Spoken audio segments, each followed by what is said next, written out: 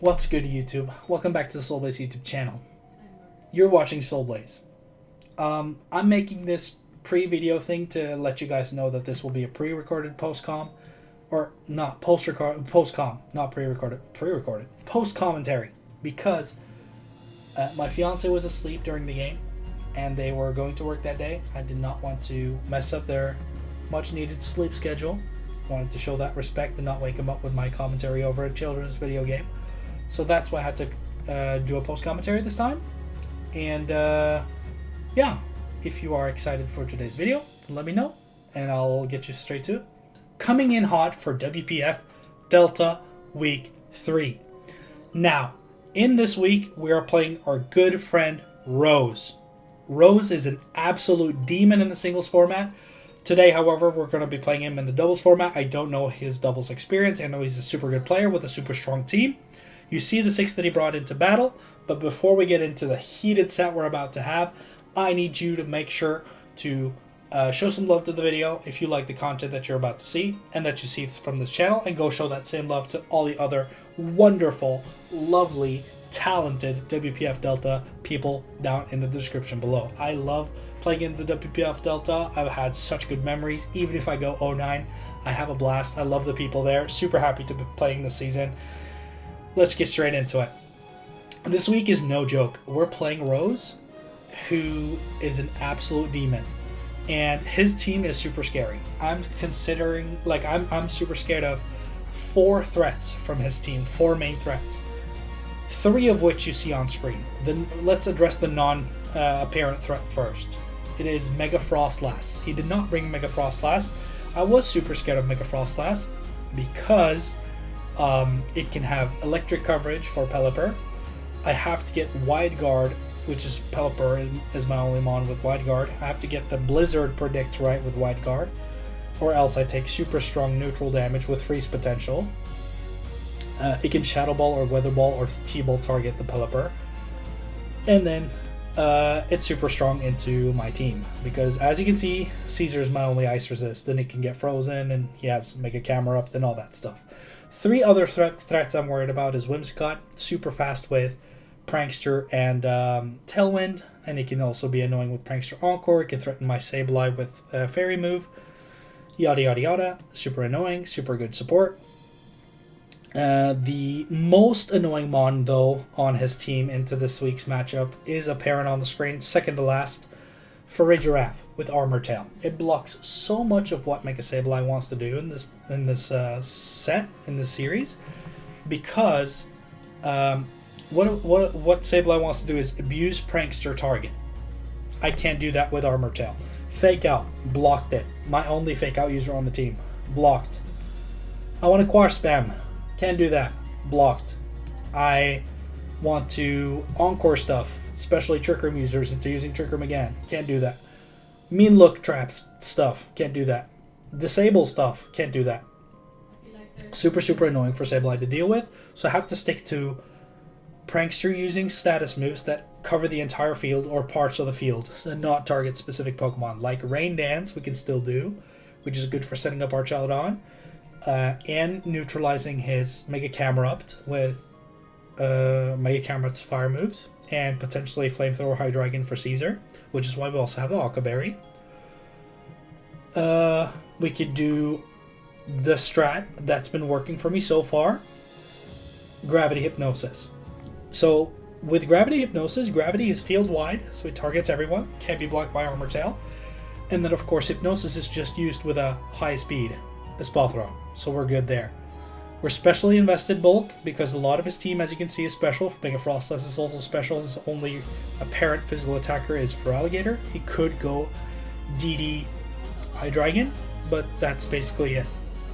One inkling of a thought that I got before this battle started, however, was that his Hydreigon could carry Snarl and be scarfed and just sit there and spam Snarl into my team, dropping the special attack of my special attackers like Mega Floette, like our Shoutout, like Pelipper, you know. And then of course the most important one is Spell Throw, not only hitting for super effective, but once I Baton Pass, I would then carry over not only boosted speed, but dropped special attack onto my carries, which would set my game plan back years.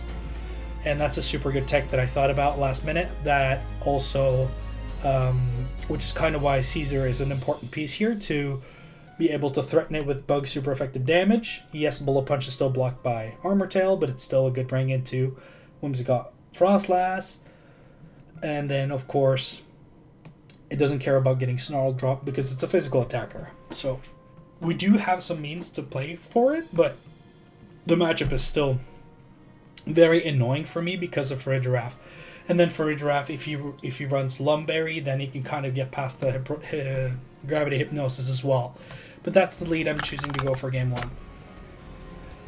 I'm bringing both my carries in the back so I can pass to either based on the situation, and also have some good, decent offensive threat, even if I don't get to pass something.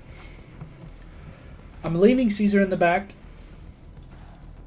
I'm wanting to just play it out and see how much I struggle versus potential. Like, I don't want to bring Caesar into potential camera up game 1, so I want to see where it goes.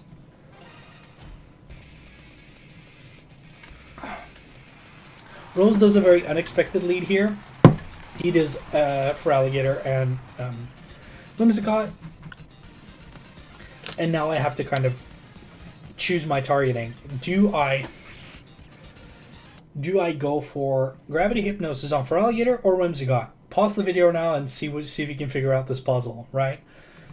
There is all the stars in the world are telling me to click Gravity Hypnosis on the Whimsicott. It's to stop it from setting up, it's to stop it from encoring my encoring a spell throw so I can't baton pass.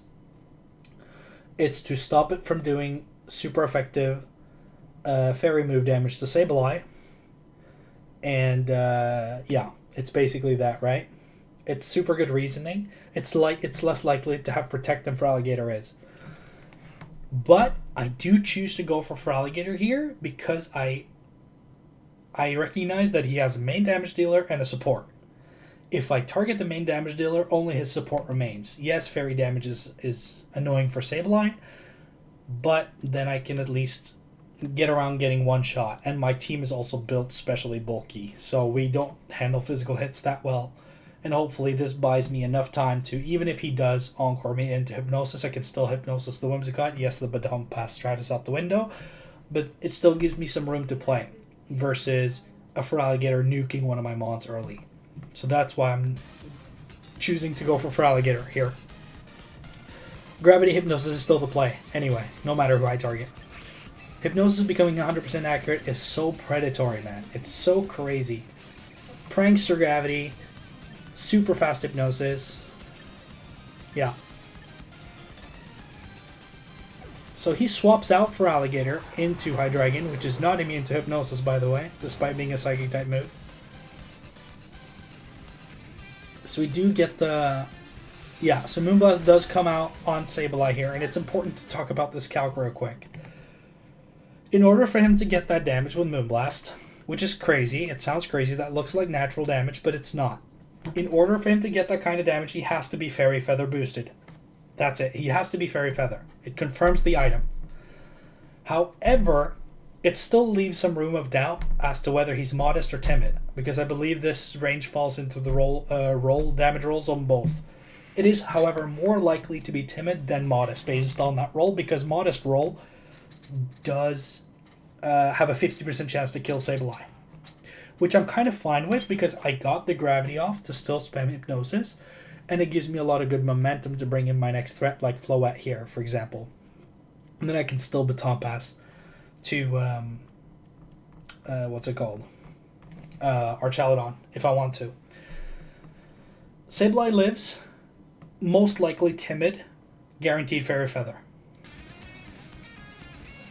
Get the Hypnosis off on Hydreigon, which is switching in and hasn't spent its first turn being asleep yet, which is really good for me. Really passive piece, and his support is like the main damage dealer now. And yes, it threatens Sableye a lot, but it does nothing to a spell throw, which is pretty good. And as Sableye is still alive, so it still gets off one more move before it dies. On my Sableye, you can see we're packing Brick Break. That is to be able to hit the partner of Mega Frostlass and break Aurora Veil, while still doing super effective damage to Hydreigon. I get a light screen here. Presumably I'm standing in front of 2 special attackers. One of them is confirmed, but I don't know if Hydreigon is physical or special, but it's most likely to be special. So now both of his targets are sleeping. Luckily I was Encore in Hypnosis, I can still change up my move. I did have Mental Herb on my Egypt Candy, which is also kind of why I was okay with trying to go for Alligator there in case he tried to Encore me. Rain goes up and I Baton Pass, and now I have to choose, do I go Mega Floette, which pressures both of these perfectly and light screen is up and is super safe, or do I go the more risky Archaludon? And the reason I go the more risky Archaludon isn't apparent right now, but he revealed for Alligator in the back, and that's a physical threat.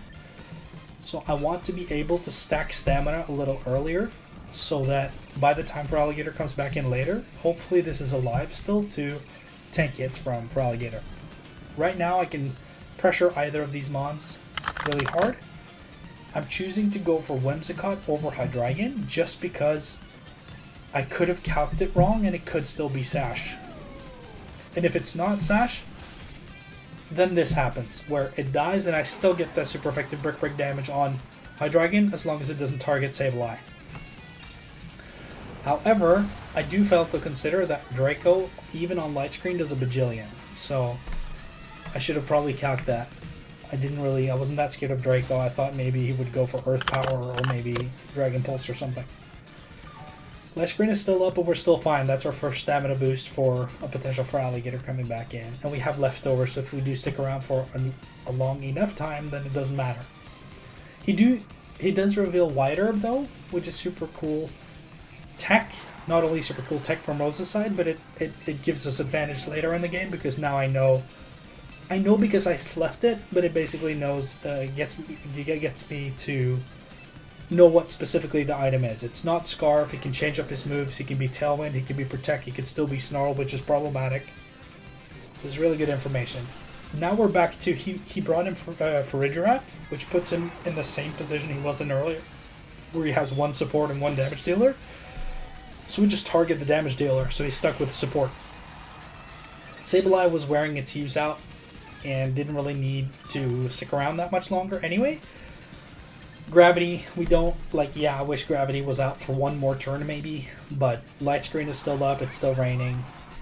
Sableye can drop, it's fine. We're getting into the late game now. Here's my thought process. Farigiraf and for Alligator cannot switch. So I'm thinking I have speed on Archaludon, I can threaten for Alligator with Electro Shot. Even if he does click Protect and Trick Room, I can still Lumina Crash. All of my mons remaining are special attackers. I get the special attack on Protect, or I kill, and then Lumina Crash drops Farigiraf and leaves it in a vulnerable position versus the rest. Schultz Conberry, I still think I kill because I'm +1. He lives, however. Another important calc to talk about here, because in order to live that, even with Wakan, you have to be super specially defensive. Super specially defensive. I didn't calc it at the time, but super specially defensive you have to be. Even max HP, Wakan gets pretty nuked. So, because you raise your special attack, so worth noting there. Worth noting. Super specially defensive. We also know it's Wakanberry, so we can sleep it in the future. However, I'm really interested in figuring out the item on this Farigiraf. We tag it with Lumina Crash. Liquidation's coming out, but I'm pretty sure I can live it. With my Archaludon, he does go for the Egypt Candy, however, the Espathra. Trick Room comes out. I'm not really too worried about Trick Room as long as I get some leftovers recovery here. I still feel pretty fine even if he does have a close combat or whatever. Because I have two boosts, I believe, or something. Because of the Dazzling Gleam and the Draco. So here, there's a reason. I'm going to click double Protect this turn to stall out my own Rain, because I calc that Rain boosted Liquidation kills my Floette. And yes, I'm faster and I can just threaten with D-Gleam, which is probably what I should have done, but I was scared of the damage, and I was also thinking that I can double Protect safely, because if he's under the threat of getting killed, he's not going to set up, so I'm not throwing the game this way. And I also get another round of leftovers recovery while stalling my own Rain out, just making a more safer play long term. Using Helping Hand, which is kind of the boost that Rain would give. So now that Rain is gone, Helping Hand would replace that boost. So I'm kind of in the same situation. So I only double protected for 1 turn of leftovers, essentially. So it's not the best play, but if he's not setting up, it is marginally the safer play, in case he gets a crit or unexpected high damage rolls or whatever.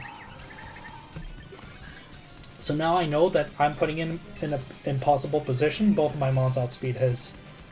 No, it's the Trick Room is up, so I know that he, even if he, no matter who he hits here with for Alligator, he can't kill both.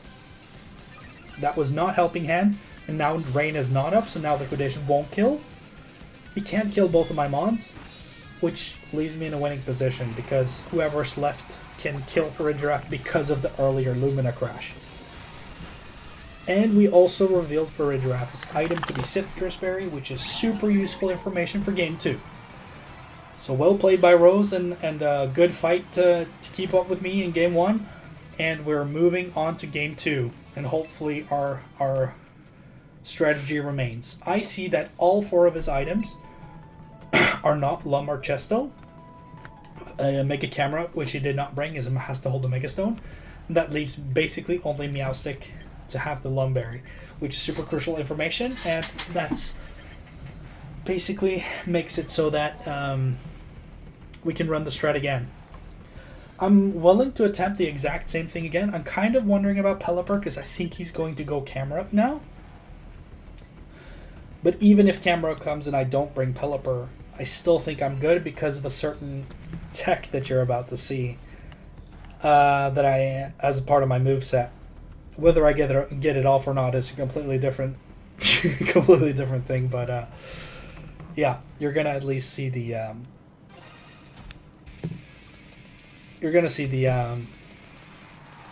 see the tech that I brought here. He does bring Mega Camera up in the lead, and we lead the same.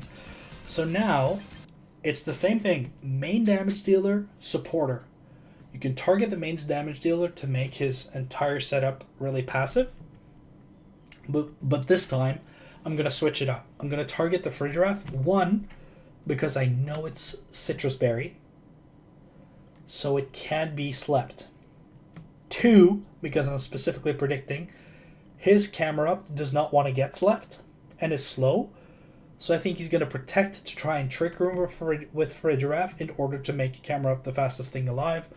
And stop my Baton Pass strat and boosted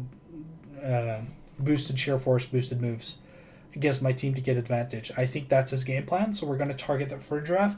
Hope the camera presses Protect. If he doesn't press Protect, then he just attacks.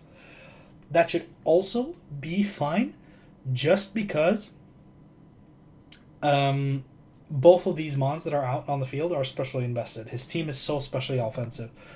Mega Frostlass, Mega Camera Up, Farigiraffe, Whimsicott, Meowstick, right? Even Volcarona that didn't show up is also special. Like, it's Hydreigon. It's only either Physical Hydreigon, which, why would he run Draco? And then for Alligator, which he hasn't showed. So I'm pretty confident in this Hypnosis play. Target the Farigiraffe this time. We'll see if he attacks or clicks Protect with camera. Sick Mega Design, by the way.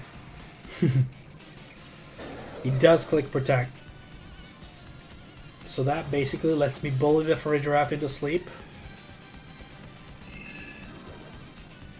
Not letting it set up Trick Room. Because you saw the Feraligatr was able to nuke my Mega Floette if the what's it called? If the Trick Room is up. Yeah.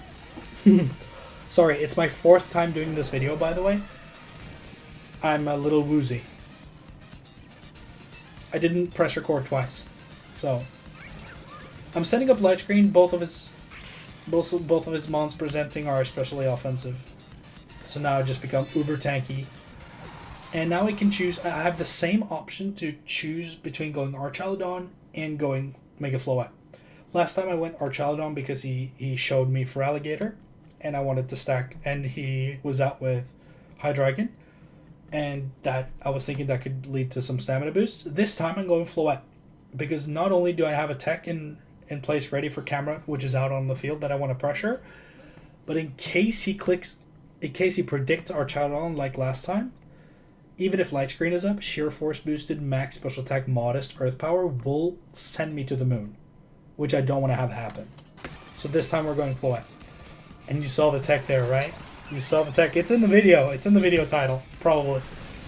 Earth power does half in light screen, by the way. I am a regular Floette. We have chilling water. And look.